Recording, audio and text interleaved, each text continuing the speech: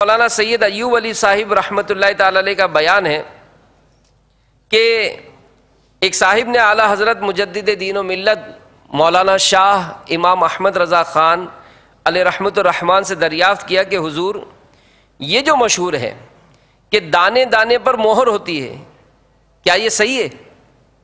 ارشاد فرمایا کہ ہر دانے پر ایک ہی مہر نہیں، بلکہ اس دانے کے ہر ریزے پر جن جن کو پہنچتے ہیں ان سب کی مہریں ہوتی ہیں۔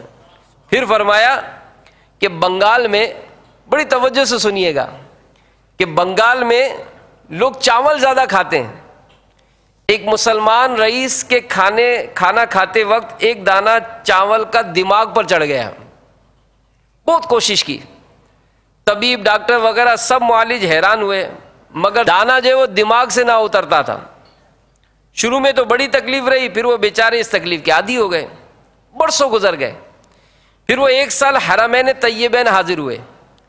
جس وقت مکہ معظمہ پہنچ کر حرم شریف میں داخل ہوئے، ایک چھینک آتی ہے، اور وہ دانہ جو برسوں سے پروردگار عالم نے ان کے دماغ میں محفوظ رکھا تھا، نکل کر زمین پر گرتا ہے، جسے فوراً حرم شریف کا ایک کبوتر قبول کر لیتا ہے۔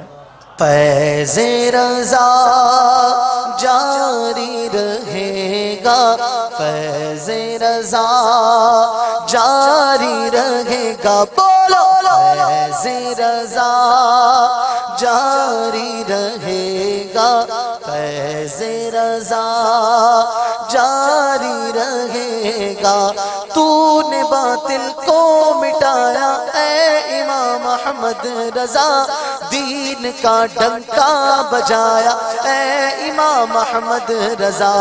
دور باطل اور ضلالت ہند میں تھا جس گھڑی، تو مجدد بن کے آیا اے امام احمد رضا۔ فیض رضا جاری رہے گا، فیض رضا جاری رہے گا، بولو فیض رضا جاری رہے گا، انشاءاللہ جاری رہے گا۔